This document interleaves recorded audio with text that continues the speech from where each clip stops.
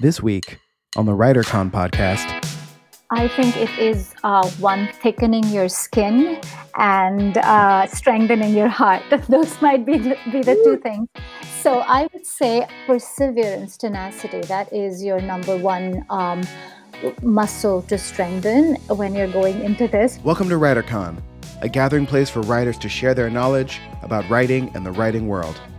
Your hosts are William Bernhardt, best-selling novelist and author of the Red Sneaker books on writing, and Rene Gutteridge, best-selling author of over 30 novels and screenplays. Thank you, Jesse Ulrich, and hello, writers. Since we are now in the Christmas season, I'm reminded of maybe a few years back when Stephen King made waves in the writing world because he said he was talking about his obviously prodigious work schedule that he writes every day of the year except Christmas. Except then, family members revealed that actually he does write on Christmas. He just didn't want to admit it. Rene, you're a hardworking writer. Do you work on Christmas? I don't, but I will tell you a funny story. So when I was a new writer, about 4 or 5 books in, I kept having these January deadlines, like January 5th, January 6th. So I would have to write, all the way Christmas Eve morning, I was writing. Day after Christmas, I was writing. And I was complaining about it one day. And a more seasoned writer goes, Rene, you just asked for a different deadline. And I was like, what do you mean? And you can ask for a different deadline? And she's like, yeah, they always give the new authors the January deadline because they don't know. But, you can ask and say, I want a February or March deadline. It changed my life. So after that, I started asking and haven't written on Christmas Eve since. See, writers, this podcast is just full of useful information. Who knew? Now, not working, well, you would be facing an even longer potential work stoppage, Jesse. I'm not doing that, no. Hanukkah is what, 8 days and nights, right? Yep, 8 days, yeah. There's no way. I mean, also, the holiday of Hanukkah is not as ritualistic as other Jewish holidays are, so there's not a, normally for the high holidays, for Rosh Hashanah and Yom Kippur, there are requirements not to work and to not go to school and go to temple. Hanukkah doesn't have that thing to it. It's more of just a festival of remembering the time when we, kicked someone's ass for once. So, and invented guerrilla warfare at the same time. So, cool. So I definitely work during Hanukkah for sure.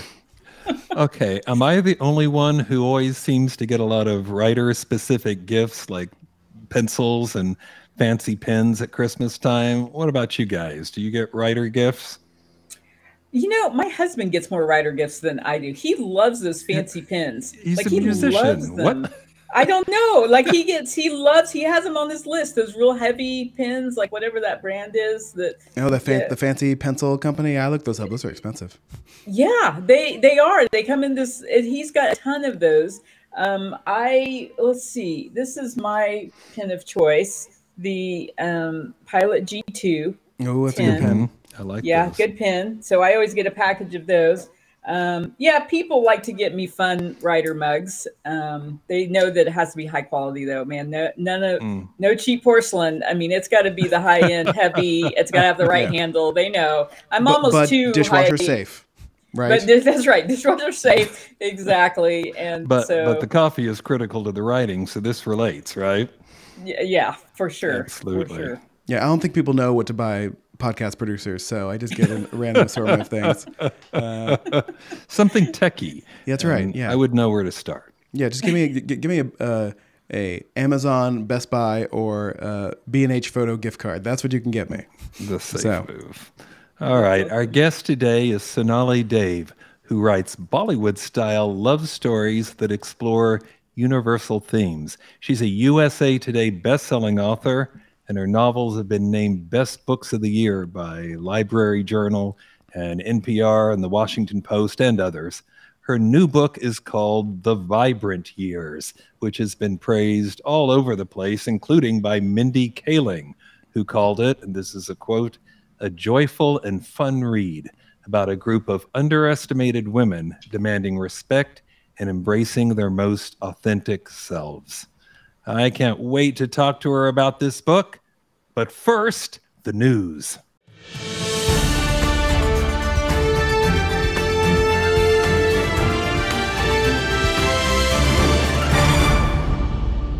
First news story is about our friend Brandon Sanderson. You'll remember when we covered his Kickstarter, which he offered 4 novels and generated almost $42 million in sales. Well, just recently it was announced that Tor Books, a traditional science fiction publisher, and usually Brandon Sanderson's publisher of choice, has announced release dates for what they're calling the commercial editions of those same 4 books that he offered through the Kickstarter. They're going to hit the market 3 months after the premium edition reaches the Kickstarter supporters. So currently, they're the only ones who can get the ebook or the audiobook editions, but I guess that's about to change, at least as to print. Jesse, I really put this story in just for you. I'm very happy about this because I was wondering, how am I going to read these books, because I didn't get into the Kickstarter. You didn't? Oh my gosh. I know. I was at the time I was cash poor at the moment, so I didn't have time to support his Kickstarter. But I really wanted to read these books because I'm very curious if they are part of his. He has like an overarching universe that multiple ones of his stories take place in, and I'm wondering if these are going to be key books that connect some of them, because that's where he's going in his book series. You can tell, and I'm like, and his books are always just immensely entertaining.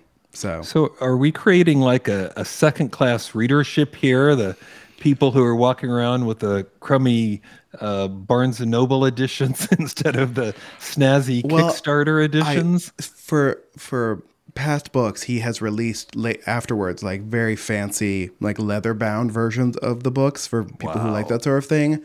And which I do. So I imagine the Kickstarter people will get the nicer version, and then the regular hardback will go to bookstores and whatnot. So, but yeah, if you want that, like the gold tinged end pages version of it, you would have had to get into the Kickstarter, I'm guessing.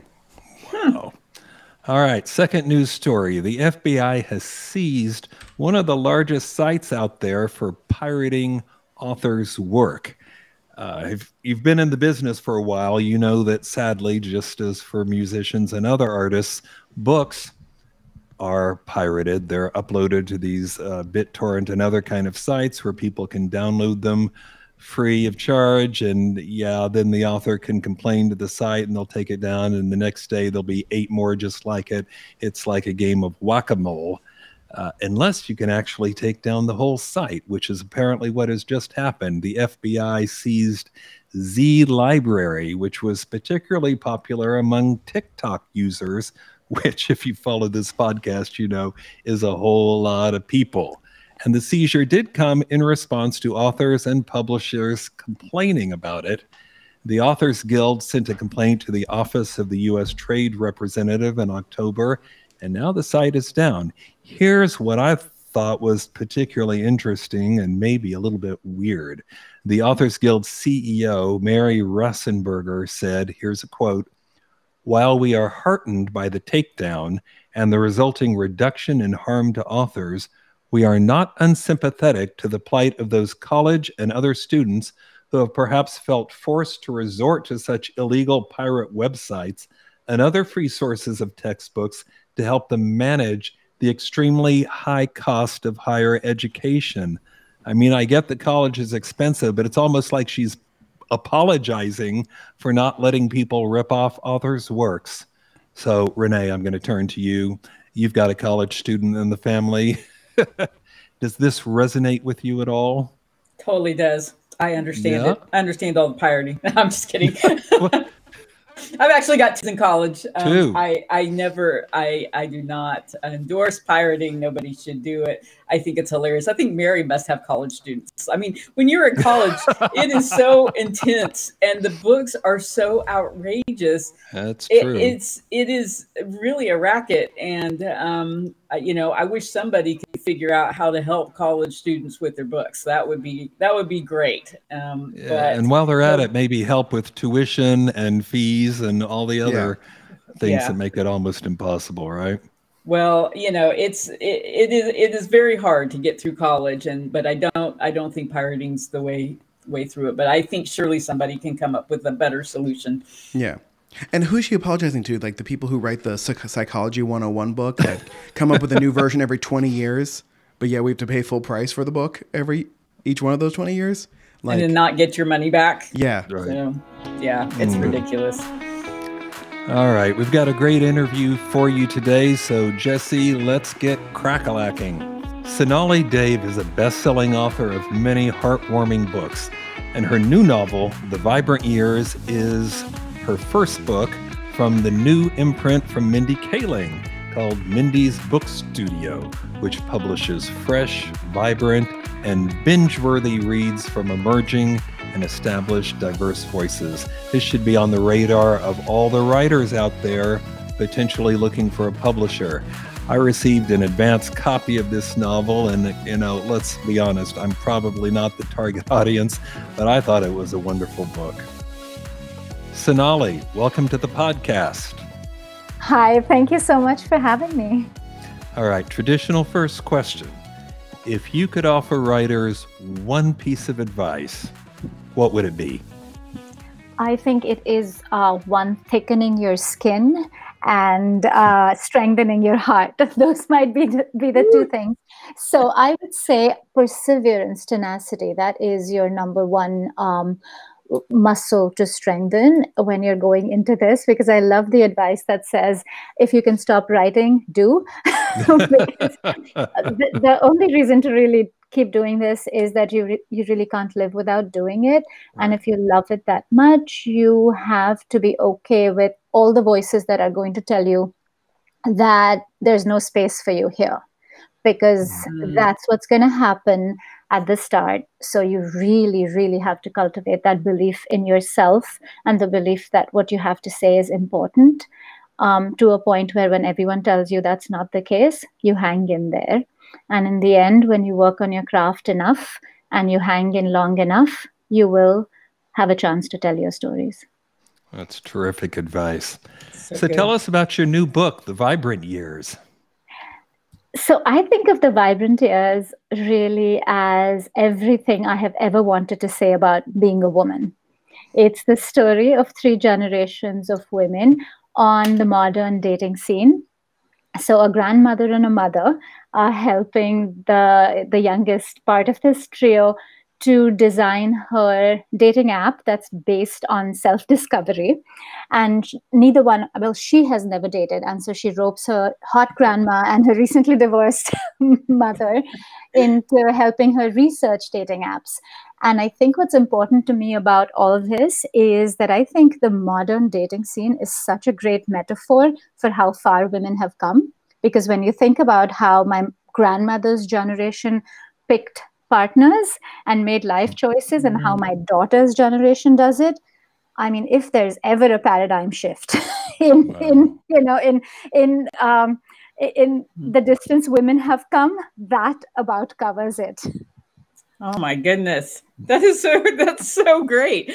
That sounds like a fantastic story too. So is that where you got your idea from, just from watching or thinking through the generations of dating, or did it come from somewhere else? How did this all come together?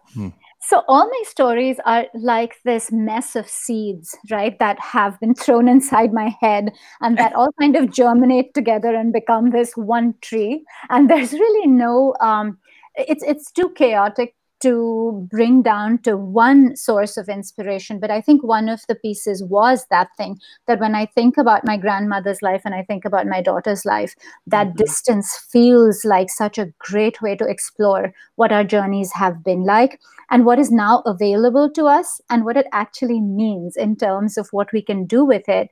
And if it actually means that we automatically know how to live our best lives. And the answer, of course, is no. We still have to do work. It's just under different circumstances. So that was one piece of it. Another piece of it that was really important to me was writing a woman of a certain age, because one of my protagonists is a 65-year-old woman. And all I have seen in fiction is this very tropey kind of grandmother. So either she's this body, piss and vinegar, Right. older woman, or then Collapse. she's this font of wisdom and warmth, right? And that's a half person. Like, that is not a whole person. And so for some reason, as we get older, our wholeness seems to be taken away from us, and we're made into these little tropes and thrown on the page.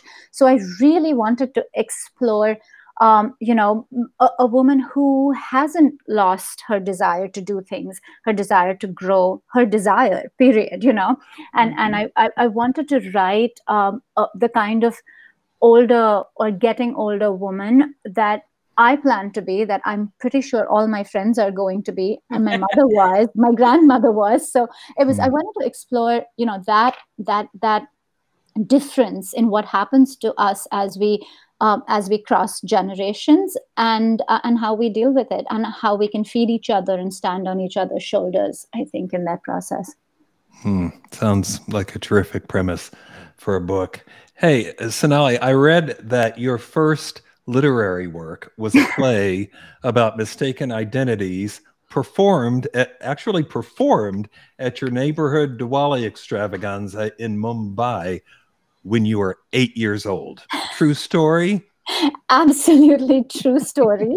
And I'll say that wasn't even my first, like, that's not my debut. My debut was probably me telling my dad stories when he tucked me into bed when I was a baby. So he loves to tell this story where, he would try to tell me stories when he tucked me in, and I never let him. And I was the one who told him stories when I went to bed. So I was doing my storytelling pretty darned early, I think.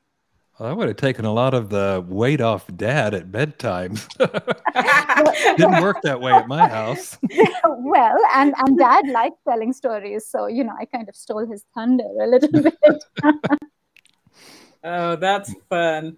Well, so your books, do they all provide insight into the Indian culture, and is that intentional? I think it is more who I am. So that is my natural canvas. But I don't think I'm overtly trying to tell an Indian story. I think if I had to really narrow all my books down to one theme, I think it is more the feminine journey, because I think the universal journey for every woman I've ever met is trying to walk this tightrope between expectations, between what our families, our communities, society expects us to be from the day we're born, and personal freedom. And I think every one of us has to make that journey to figure out who we are in relation to all the things we have to be. And if I had to really say, like, what is the overarching theme of all my novels, that might be it. That is really fascinating. And I think you touched on something that kind of rang in my ears a little bit, like how our communities sort of define or expect different things from us. So a woman on the East Coast, a woman on the West Coast, a woman in the South, whatever, our expectations are different coming from our communities as well. So we have a lot of expectations on us, and it's hard. Yeah, I don't even think we're that different, honestly. I think there is a commonality in, we're expected to look a certain way. Every single community across the world expects women to be great mothers, right? Defined us by who we are, what kind of wives we are, right? How we keep our home, what kind of a domestic goddess we are, how thin we are, like all of that. I think that's pretty darn universal. It is pretty universal. I have not attained domestic goddess status, just in case anybody's wondering. And you have sometimes, at least once, been judged for it, I'll bet. Oh, for sure. Oh, my goodness. That's the one. That's the one. Goodness. Yeah. Yes. Well, it's important stories to tell, important for women too. So thank you for being bold enough to tell those stories. Absolutely. Thank you. Something that attracted me or interested me, you've also written books that have introduced what they're calling fresh Bollywood-style twists to stories inspired by Jane Austen. I'm a huge Austen fan, me and like everybody else on earth. Can you tell me more about that? So I read Jane Austen really early in life. Well, by really early, I mean in middle school, and I kind of credit her with who I became, and what I believe about myself. So anyone who doesn't like me, take it up with Jane Austen. Good luck with that. That's just my way of telling me where I think you should go if you don't like me. I'm joking, Excellent. of course. But I think that it was, she was the first time that I read in stories or saw in stories women who dared to desire things and asked for things and didn't end up either in a padded cell or dead, and actually got these difficult things that were based in self-worth when no one and nothing in society was telling them you can have things and you can feel good about yourself. And yet these women dared to ask for stuff. And then by the end of the stories got them, which made me believe what I wanted in my life was okay, even when I didn't hear that and that wasn't reinforced. I think that's really important too, because I think a lot of writers and aspiring writers are in exactly that place. They're not getting the encouragement from their environment, so they need to find it within themselves, right? Yes, absolutely, right? Validation is all good and dandy, but the only validation that matters is what you believe about yourself. So, looking at your list of credits and titles, your publishing history, I'm guessing you have a pretty serious work ethic and regular writing schedule. Am I correct? You're kind of correct. It's a little stormy is how I describe it. I will say that every single day I do at least something that feeds my writing or that supports my writing. But I do have very intense periods of writing and very intense periods of refilling my well. So I am not one of those writers who writes every single day, but I'm one of those writers who for months can write 14 and 15 hours a day and then crash. That works for me because I also have very emotionally heightened stories. And that's a large part of what I'm trying to do with my stories, which is make my readers feel, safely feel this range of emotions that makes us human. And I think that I feel like the intensity with which I write, and when I'm in that place, that actually feeds that kind of story. So it's a bit of a graph where I'm really needing to fill that well and then emptying it completely. Mm-hmm. How do you fill it? Oh, several things. I mean, sometimes just staring into space. Yeah. But yeah, I mean, reading other stories, living, traveling, cooking, just being. And just knowing, just listening to how my brain is feeling, because my brain I have learned to recognize how when I lift weights, how my body feels, that's how my brain feels on the inside, to kind of figure out when it's ready for more and when it needs to rest. That's so important. I think you've really touched on something that I would love for our listeners to hear, is that every writer is unique. And every writing system that we put together for ourselves is unique. And what works for one person, I think people are like, oh, I have to get up at 5 a.m. like such and such author and work, except for I'm not a morning person. You have to put it together for yourself. You have to listen to your creative instincts and what works best for you. And it sounds like you've done that. And probably it's taken a few years to figure that out. Oh, yeah. I mean, it's taken a really long time to figure that out. And I love this Nora Roberts quote where she says, anyone who tells you how to write, or anyone who tells you they know how to write, is lying. Or what to do. Because there is no one thing that applies to everyone. But I think that everyone can tap into understanding their energy levels and understanding what works for them. So that's a better journey. Your time is better spent figuring yourself out than trying to understand what works for someone else and, imitating that. Absolutely. Wise words. I love it. I love it. Where do your characters come from? I mean, you've sort of already alluded to that, but still, each book has to have distinctive characters. And after you've done a few, that can become challenging. Where do your characters come from? There's a little bit of magic to it, but I really think from my own world, and that piece where I was saying you really live, right? I have a very richly populated life, and I kind of try not to interact with people unless I can truly connect with them. So I try to live with that authenticity. And I know I sound like a windbag when I say that, but I actually mean it. And I come from a family that has zero boundaries. And if I tell my mom, a little bit of privacy, please, she does not compute. So that's the kind of family I come from. And it's also, I think all authors, all writers have this. We have the curse and the gift of memory. So everything we've ever felt and everything that's ever touched us stays inside that bank. And I do think it magically gets accessed when we start trying to explore a story. So I think you have to keep filling that with true connection. And that's where real characters come from, I think. Well, and you've touched on something early on about thick skins, and how did you put it? Thick skins and something hearts. Strong hearts. Yes, strong hearts.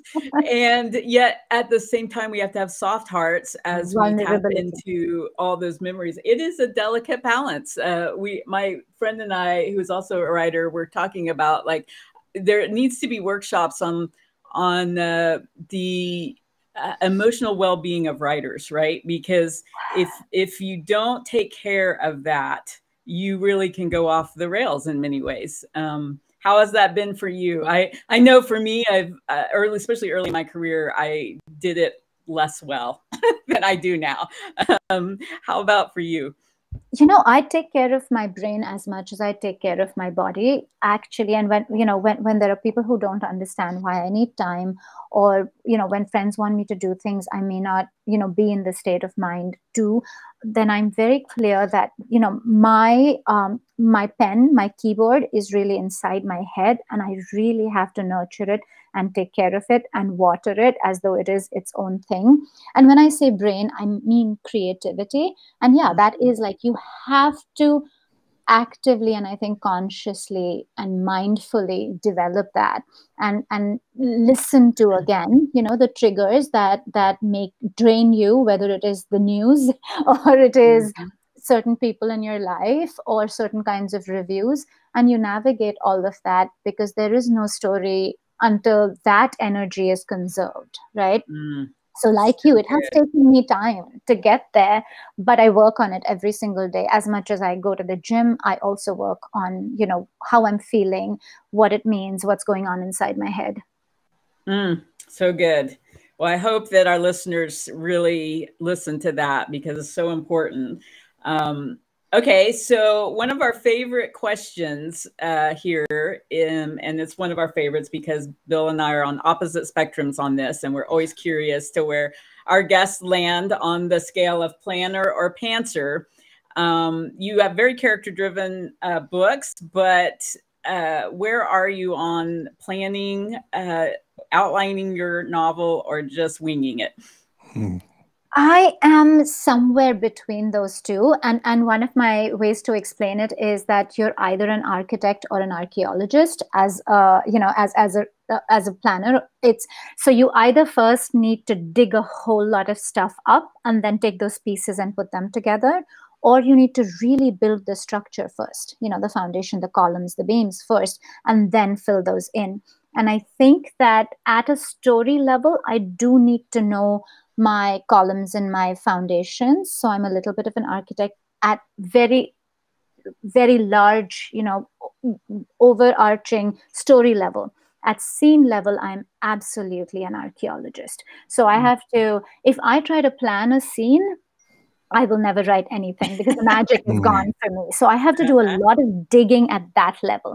And my first outline, I call it my vomit draft, where I basically have to really vomit it all out. And then this is a gross metaphor, but I have to find the little pieces in there, clean them up, and put them together. So to answer your question, I'm certainly not an outliner, but I have to know what my character's story arc is. So my seed for every story is what is wrong. The day I have figured out what is wrong and what will set these characters to rights, as soon as I figure that out, then I know what I want to say with the story.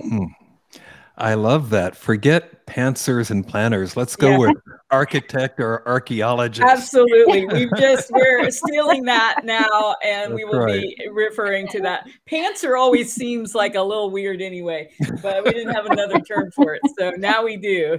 And we may even use vomit. Who knows what's going to happen here? But it's all yours. It's all we'll take it and go with it. Well, Vibrant Years is getting great applause all over the place, Mindy Kaling and others. So congratulations. Yeah. What are you going to work on next? I am actually in the throes of my next story. As both of you know, when we're promoting one book, we're deep inside the next, and you have to reorient yourself a little bit. I'm working on, on my next, which is a best friendship that blew up over a botched surrogacy arrangement between best friends. So I think there's not enough exploration that has happened about how very devastating friendship breakups are, because I think, at least with women, and I think this is absolutely gender neutral, is that your real soulmates are your friends, and those estrangements and breaks kind of alter you at a soul level, and we're not given enough space to express that and feel that, and I really want to get into that with this book. Sounds terrific. Sonali, thanks so much for being on the podcast. Really great to have you here. Thank you so much for having me. I'm so sorry that my face is not on here. But it's been great seeing both your faces, and thank you so much for having me. You were awesome. Thank you so much. We appreciate you being here, and you were so fun. Hey, I mentioned last time that I wrote this Christmas story featuring my Splitsville series character, Kinsey Rivera, and it's called Yuletide Splitsville.